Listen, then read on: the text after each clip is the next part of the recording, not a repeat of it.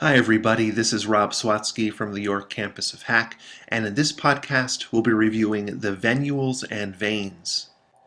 Venules are microscopic thin-walled vessels that drain blood out of the capillary beds and direct blood into larger veins that carry blood back to the heart. The venules all have thin walls that can distend and expand with blood, giving them the ability to act as a blood reservoir and store large blood volumes for the body's circulation. Postcapillary venules are the smallest of the venules and drain blood directly from the capillary bed. They are very porous, with a weak endothelium and basement membrane, and, like the capillaries, are part of the microcirculation and serve as major areas of nutrient and waste exchange with the interstitial fluid, as well as emigration of the white blood cells out of the vessel. The postcapillary venules increase in wall thickness as they leave the capillary bed and gain one or two layers of smooth muscle cells. These venules are called the muscular venules, and they have thicker walls that no longer function in exchange activities. They serve to carry blood into the larger diameter veins. Veins are vessels with thin walls, even though some can have large diameters, up to several centimeters, like the superior and inferior vena cava. Veins have the same 3 layers as the arteries, but their layers have different thicknesses relative to the diameter of the vessel. Veins have a thinner tunica interna and tunica media, with few smooth muscle cells and elastic fibers. They also don't have either the internal or external elastic laminae.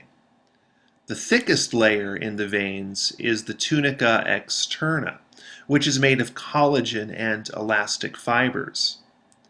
Veins cannot endure high pressures, but can distend to accommodate larger volumes of blood and changes in pressure. Unlike arteries, veins rely on the pressure from the heart's contraction and surrounding skeletal muscles to propel blood through them. Blood moving through veins is at a lower pressure than arterial blood. A big structural difference between arteries and veins is that veins have valves, particularly the veins in the arms and legs, which are thin flaps of tunica interna that extend into the veins lumen. Because blood is flowing through veins at a lower pressure, venous blood can slow down or back up, but prevented from flowing backwards because of the valves, which ensure a one-way flow to the heart. Veins without any smooth muscle and having a very thin wall are called the venous or vascular sinuses. These vessels are surrounded by dense connective tissue, which gives the veins their support. Examples of these venous sinuses are the coronary sinus of the heart in the coronary circulation and the superior sagittal sinus as shown in the illustration, and along with other sinuses of the head that drain deoxygenated blood from the brain to the heart. Besides their structural differences, veins differ from arteries in other ways. Veins are more abundant than arteries. This is because some veins are paired up together alongside arteries, especially in the arms and legs. These double sets of veins are called the anastomotic veins and are connected to each other through channels that give the veins a ladder-like appearance. There are also many veins in the subcutaneous layer under the dermis of the skin. These are called the superficial veins and move through the subcu adipose tissue. The superficial veins also connect and form anastomoses with deep veins that are located in between the skeletal muscles. The deep veins drain most of the blood in the lower part of a limb, while the superficial veins drain most of the blood from the upper part of a limb back to the heart. At any given time during rest, about 64% of the blood volume is found within the systemic veins and venules.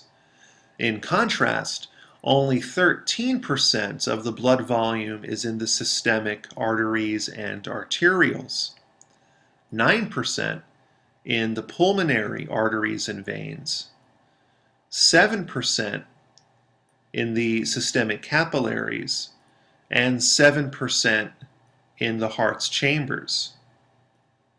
The systemic veins and venules act as blood reservoirs because of their large blood storage capacity and can direct blood to other areas of the body when needed. Veins of the skin and veins of the abdominal organs, such as the liver and spleen, are major blood reservoirs. An example of an activity that demands more blood redirection is exercise, where more blood is needed by the skeletal muscles. During exercise, the veins constrict in the process of venoconstriction, which decreases their diameter and lowers the amount of blood in the blood reservoir, allowing more blood to flow back to the heart and the skeletal muscles. Another example is during hemorrhage, which involves a decrease in blood pressure and blood volume.